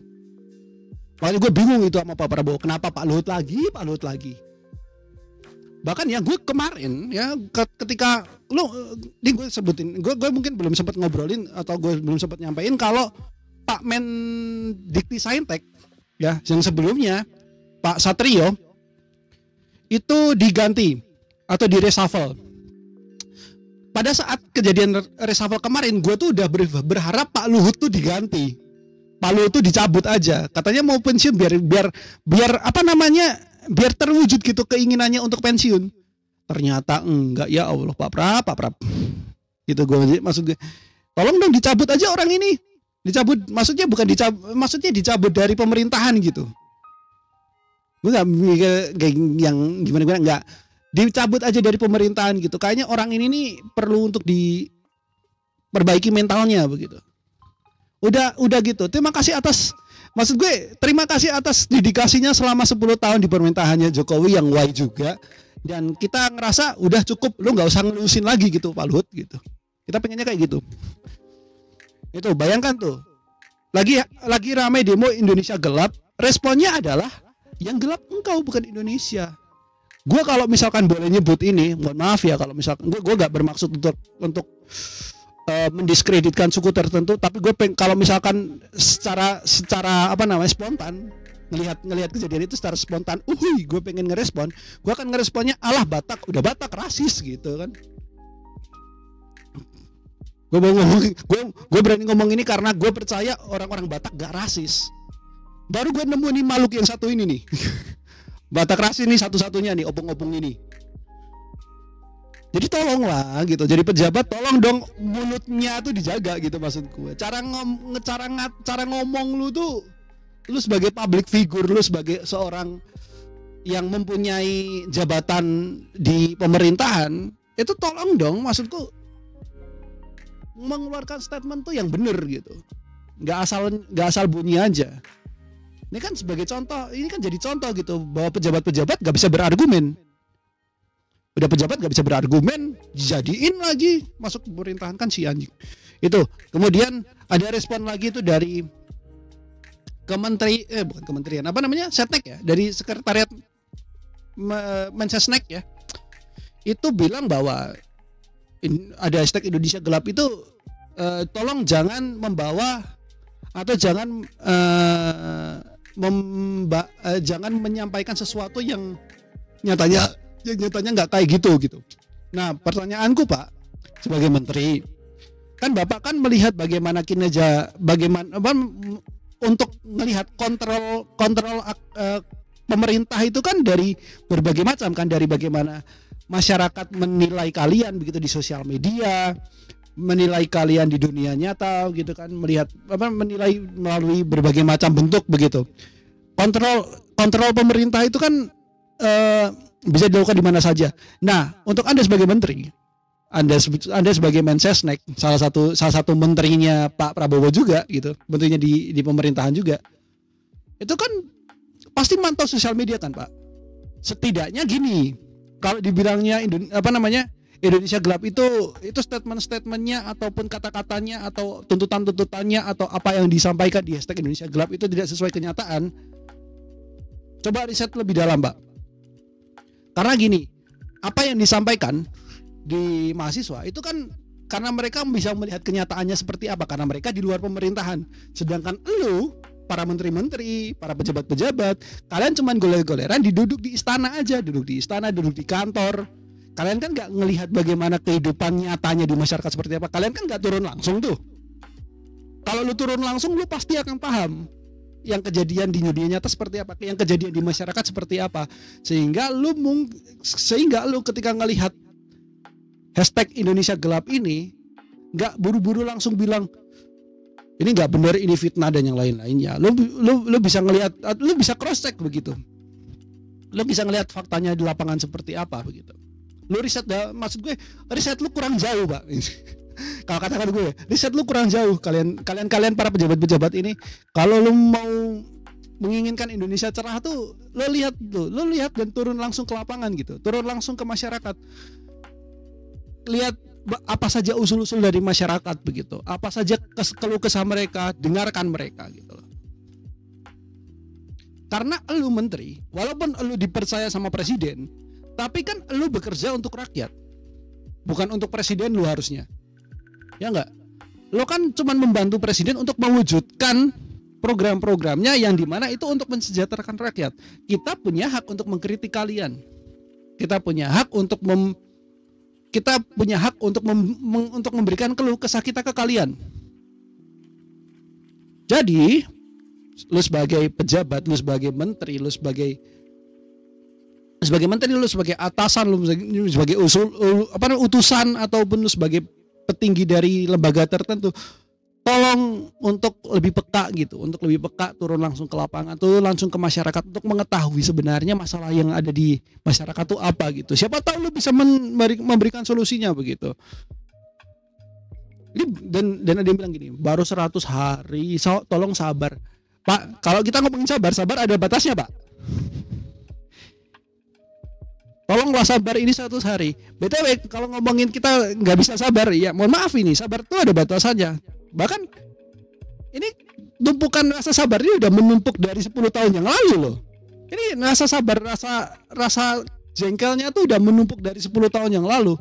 Ini kalau kita disuruh sabar, ntar akan ada masanya di mana kita meledak ini. Emosi kita meledak, apa beban-beban yang ada di otak, kemudian kita pengen keluarkan semuanya karena saking gak muatnya kita nampung semua masalah tersebut. Sabar, otak lu sabar gitu ya kan. Lu mah maksud gue, lu kalau misalkan ada kejadian yang nggak mengenakan sedikit langsung ngoceh, nggak karuan gitu, yang nggak ada mutunya gitu, kayak Pak Luhut. Salah satu contohnya Pak Luhut, ada aktivis yang ngomongin soal berita hasil riset begitu terkait kepemilikan tambangnya Pak Luhut aja, dan itu sebenarnya itu baca berita loh, itu cuma ngebacain berita dan artikel aja. Kemudian lu Pak Luhut melaporkan aktivis itu ke kepolisian sampai di sidang, dan ujung-ujungnya zong, percuma juga lu Luhut, lo nggak bisa menjarain Haris sama Fathia. Makanya gini loh, makanya lu jadi pejabat jangan jangan baper lah. Dikritik dikit langsung lapor polisi, dikritik dikit langsung lapor polisi. Maksud gue, ini bahkan ya, ini kalau ngomongin Pak Luhut ya, Pak Luhut, apa yang Anda lakukan Pak Luhut? Malah justru kayak membawa citra buruk untuk Batak gak sih? Untuk identitas Bapak sebagai orang Batak, sebagai orang Sumatera Utara. Pak, sadar gak sih apa yang Bapak lakukan itu mencemarkan orang-orang Batak di luar sana? Ya sebenarnya baik-baik aja. Gue punya teman banyak banget orang Batak. Teman gue banyak banget orang Sumatera Utara yang nggak kayak yang kelakuannya nggak kayak lu Pak. Maksud gue, aduh, mohon maaf teman-teman dari teman-teman yang berasal dari Batak. Gue bukan bermaksud untuk menyudutkan kalian semua, karena gue paham, karena gue kenal banget sama orang-orang Batak dan orang-orang Sumatera Utara. Kalian tuh baik-baik. Mungkin terkesannya orangnya kasar karena suaranya nih, kalau ngomong suaranya tinggi, tapi kalian tuh baik banget. Kalian orang-orang Sumatera Utara dan orang-orang Medan, orang-orang Batak, kalian tuh baik-baik banget. Gue punya banyak banget teman-teman dari Batak, teman-teman yang dari Sumatera Utara, luar biasa kalian. Kalian di SMA gue punya banyak banget tuh. Zaman kuliah lebih banyak lagi. Dan gue ini testimoni dari orang Jawa asli ini ya. Mereka tuh orang-orang baik. Mereka orang-orang baik, gak kayak Pak Luhut. Jadi mohon maaf ya Pak Luhut, saya ngomong kayak gini nih berdasarkan kenyataan. Kalau misalkan Anda tidak terima, mohon maaf ya, jangan sampai Anda lapor polisi ya. Takutnya kalau misalkan Pak Luhut lapor ke polisi, cuma membidanain saya karena dianggapnya itu pencemaran nama baik. Takutnya gini Pak, takutnya gagal kayak dulu. Mohon ya Pak, nih tolong disadarkan Pak. Bapak udah tua, Bapak udah berumur, Bapak ini umurnya seumuran bokap gua. Bapak ini seumuran bokap gua. Masa Bapak kalah dibanding bapak saya gitu. Bapak saya tuh lebih pintar dari bapak loh. Aduh, Indonesia gelap. Indonesia gelap. Lu yang gelap, bukan Indonesia. Goblok. Tapi dari situ semuanya demonstrasi berjalan aman saja, walaupun sebenarnya kemudian ujung-ujungnya ada beberapa yang terjadi kericuhan dan gitu-gitu. Kemudian seperti biasa kalau misalkan ada demo, kalau sampai jam 6 sore nggak selesai biasanya ada penyusup yang muncul untuk mengacaukan suasana. Nah, kepolisian selalu menganggap mahasiswa ikut terlibat dalam kericuhan tersebut, padahal orang-orang yang terlibat, orang-orang yang melakukan kerusuhan bukan mahasiswa tuh. Mahasiswa mah tertib guys, jam 6 sore ketika udah waktunya udah berakhir masa untuk demonstrasi, mereka pulang. Kalau lo bilang gue bohong, gue jadi mahasiswa bro dulu. Gue udah nggak lanjut. Gue selama gue jadi mahasiswa pada saat itu, gue pernah turun langsung di aksi, walaupun gue nggak ikut aksinya ya. Karena gue di lembaga pers mahasiswa, gue ngelihat secara langsung bagaimana mahasiswa itu turun ke jalan. Mereka kalau misalkan udah masuk di jam maksimalnya jam 6 sore, mereka pulang. Nggak ada sampai kayak bikin kerusuhan gitu, nggak ada sama sekali bos. Yang bikin kerusuhan mah orang-orang itu provokator-provokator, yang dimana provokator tersebut adalah Intel. Jadi yang bikin kerusuhan itu sebenarnya oknum-oknum dari kepolisian yang sosok berlaku sebagai Intel itu loh. Makanya tadi gue lihat nih ya, maksudnya gue sebut tadi di tuntutan yang ke-13 itu reformasi kepolisian Republik Indonesia. Jadi ini tugas beratnya Pak Listio Sigit Prabowo. Kalau Pak Listio Sigit Prabowo dan kepolisian masih mau dipercaya sama masyarakat, tolong ini lakukan semenyeluruh mungkin, seluas-luasnya. Salah satu saran gue tadi gue bilang audit semua kepolisian yang ada di seluruh Indonesia. Karena kalian semua yang ada di daerah bermasalah. Lo mau bilang anti kritik, oknum-oknumnya nggak lo pikirin, Pak? Tolong ya. Oknumnya nih nggak lo tindak begitu? Kalau mau mendapatkan kembali kepercayaan kita masyarakat ke kepolisian, lakukanlah reformasi tersebut secara menyeluruh dan yang benar. Karena kalau gue bilang gue ngelihat sejak kalau gue yang ngelihat ya, sejak kepemimpinannya Pak Listio Sigit Prabowo, polisi presisi itu ya udah cuma sekedar slogan aja. Polisi presisi itu cuma sekedar slogan aja. Dampaknya atau kerja nyatanya apa? Gak kelihatan. Kalaupun ada kasus ya diselesaikan, tapi mesti lagi keluarin duit. Ada tuh oknum-oknum kayak gitu.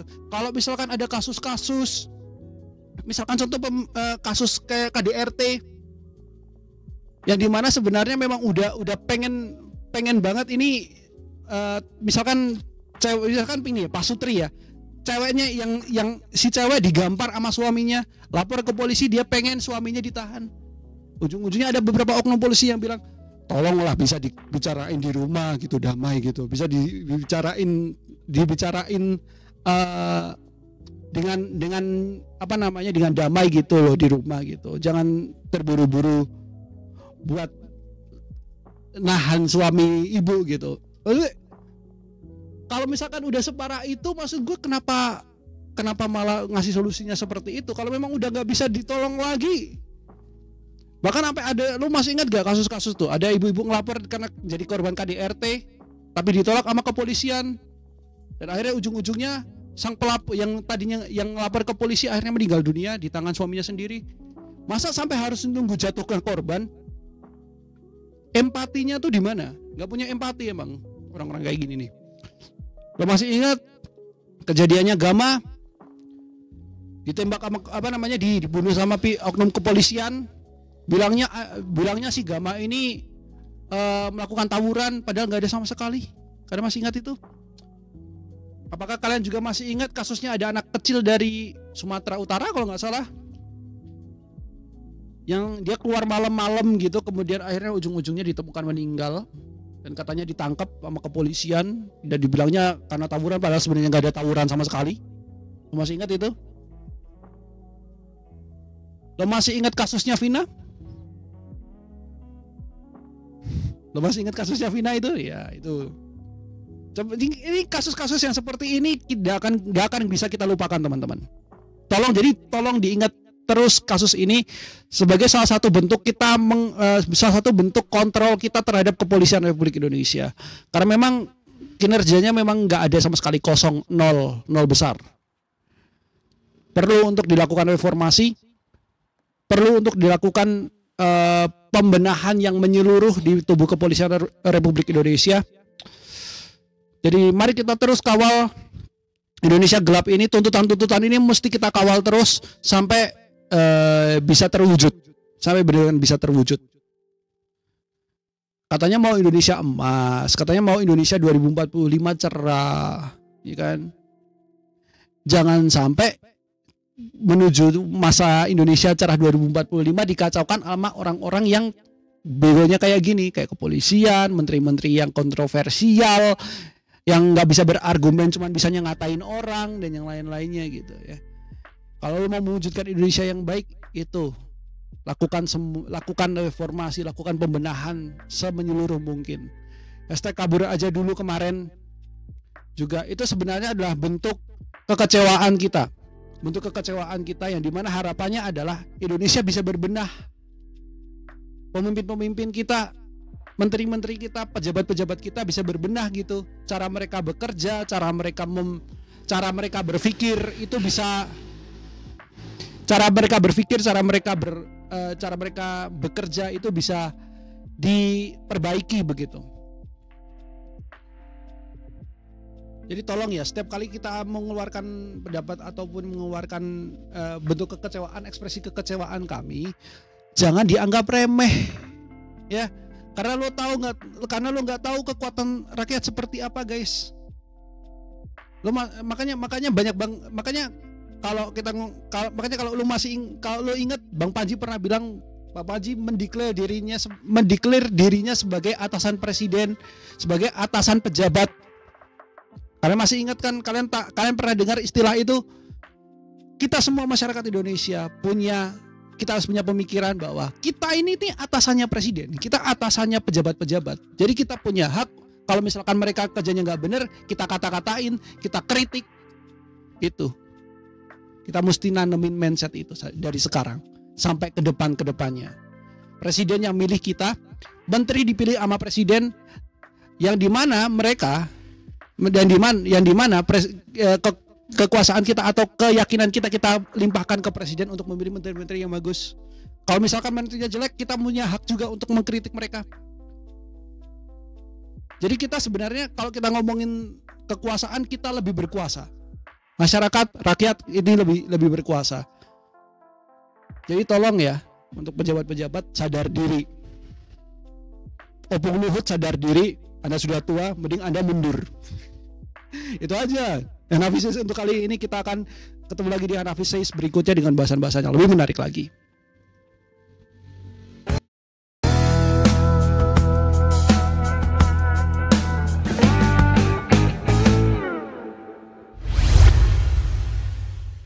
Oke. Itu aja untuk segmen news Hanafi Says untuk kali ini. Next kita akan di segmen yang ketiga, seperti biasa gue akan ngasih tahu apa saja update terbaru dari Lukman Syariat Media, dari berbagai macam media, dan juga informasi penting terutama mulai minggu depan Lukman Syariat Live Show terkait Lukman Syariat, kelangsungan Lukman Syariat Live Show ini. Jadi jangan kemana-mana, kita akan break dulu sejenak. Teman-teman yang belum bikin kopi atau teman-teman yang udah bikin kopi, atau mungkin kalian yang terlalu asik dengerin gue ngomong dan perlu untuk istirahat, minum gitu, silakan. Gue kasih waktu untuk kalian karena kita akan jeda dulu break iklan sementara. Jangan kemana-mana, tetap bareng kita di Lukman Syariat Live Show season 5 di episode kedua. We'll be right back.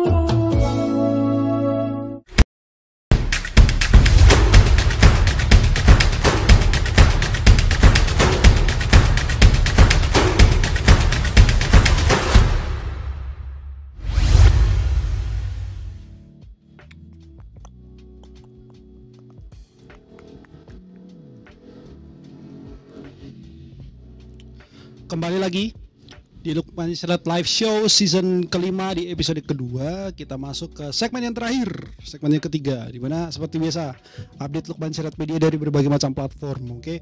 Yang pertama, Lukman Syariat Live Show masih akan tetap lanjut ya. Akan tetap lanjut setiap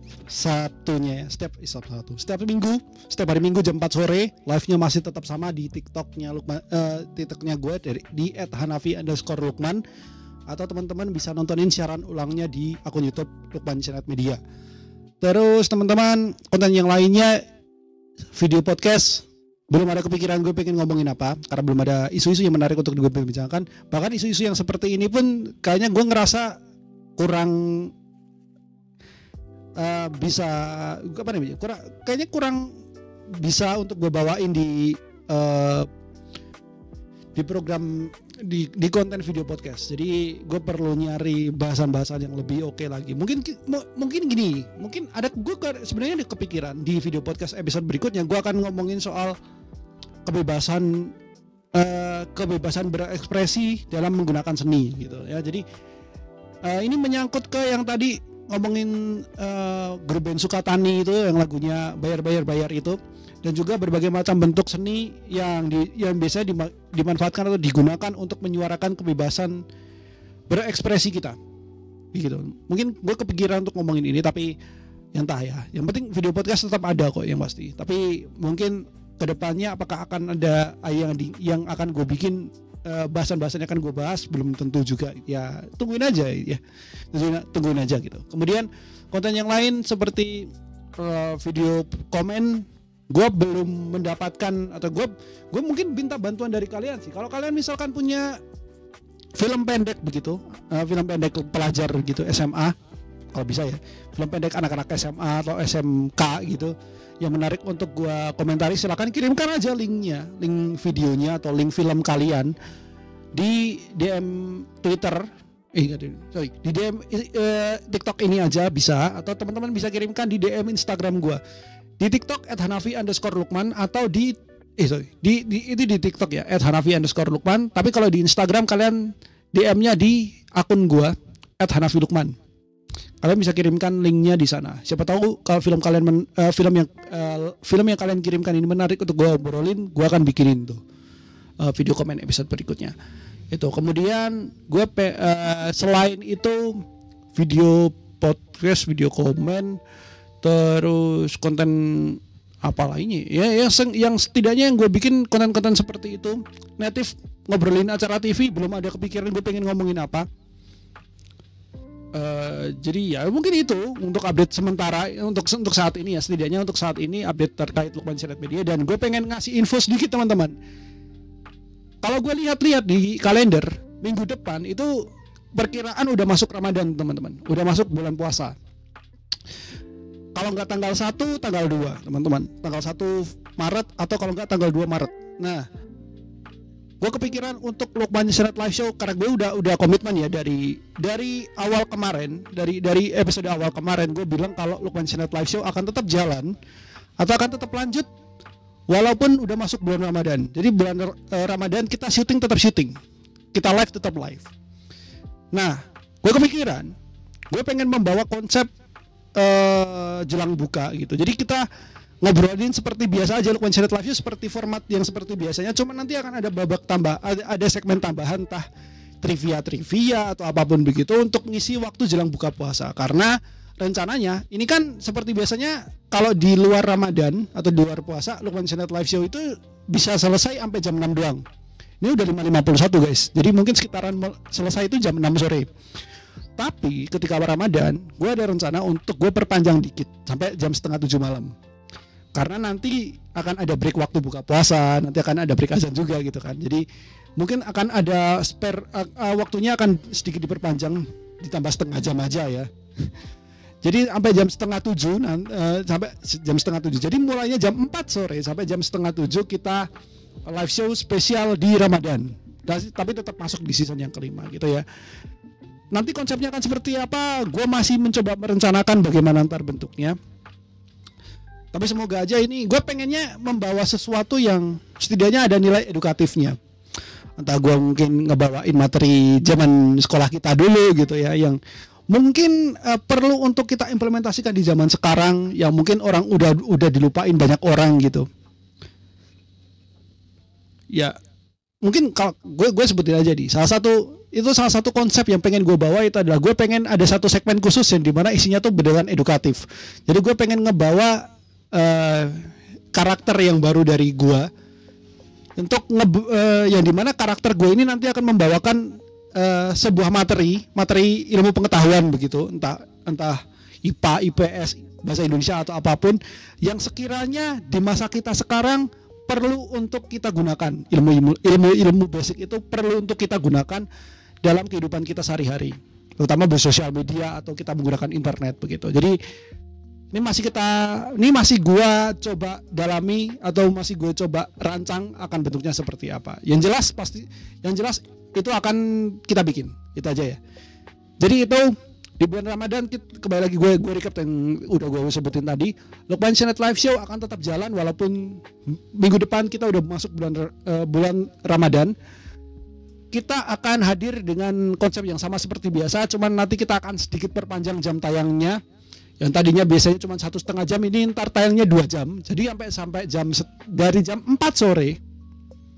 2 jam. 2 jam benar gak sih? Benernya 2 jam ya.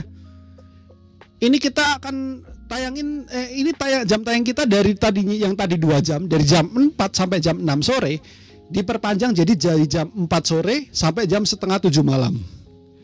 Karena kebetulan ngepas waktu berbuka puasa kan. Jadi nanti akan diperpanjang dikit. Kemudian nanti akan ada beberapa segmen tambahan yang sekiranya harapan gue adalah ini setidaknya ada nilai edukasinya sedikit begitu. Dan semoga itu juga bermanfaat, bisa diimplementasikan di masa kita yang sekarang. Karena gue yakin lu yang udah nggak sekolah, lo yang udah bekerja, mungkin lu ngerasa ilmu-ilmu di sekolah udah nggak kepake lagi. Tapi sebenarnya di kehidupan kita sehari-hari, sebagai contohnya gampang, kita pakai sosial media, kita ngomentari sesuatu, kita ngelihat konten-konten tertentu, itu kita luput dalam penggunaan ilmu-ilmu dasar yang kita pelajari di sekolah. Jadi ntar akan gue bawakan itu di segmen yang baru ini. Ya tungguin aja lah tanggal mainnya ya. Semoga minggu depan bisa. Semoga minggu depan di live show di minggu depan di hari pertama bulan puasa, di episode perdana di bulan puasa nanti kita akan bisa bawain segmen baru tersebut. Jadi itu, terima kasih untuk kalian yang udah menyaksikan Lukman Channel Live Show dari segmen awal dari jam 4 sore tadi sampai sekarang. Thank you banget kalian yang masih terus nontonin gua, yang masih terus mau mendengarkan ocehan-ocehan gak bermutu dari gua. Karena memang ini otak nih udah penuh dengan banyak sekali sampah yang pengen gue keluarkan muanya tanpa sensor, tanpa filter, semuanya gue pengen keluarin di situ biar otak gue lega, dan setidaknya minggu depan gue bisa bahas sesuatu yang bisa lebih blak-blakan lagi gitu ya. Thank you banget, dan gue ingetin teman-teman semuanya, Lukman Channel Live Show tayang setiap hari Minggu di jam 4 sore, live-nya di TikTok @hanafi_lukman. Siaran ulangnya akan tayang di YouTube as soon as possible, bisa di hari yang sama atau mungkin keesokan harinya ya. Jadi itu aja, terima kasih, kita ketemu lagi di di Lukman Channel Live Show di episode berikutnya dengan bahasan-bahasan yang menarik. Thank you yang udah ngasih gift, thank you banget yang udah ngasih donate. Semoga kalian semakin rezekinya dilimpahkan ya, semoga dilimpahkan rezekinya, diberikan kesehatan, diberikan rahmat ya, diberikan keberkahan pastinya untuk kehidupan kalian begitu ya. Terima kasih. Sampai jumpa di next episode atau di next episode di bulan puasa yang mendatang ya. Dan kita tutup aja episode kali ini dengan seperti biasa, Hanafi pamit dari hadapan kalian. Stay creative and stay positive thinking. Sampai jumpa, bye.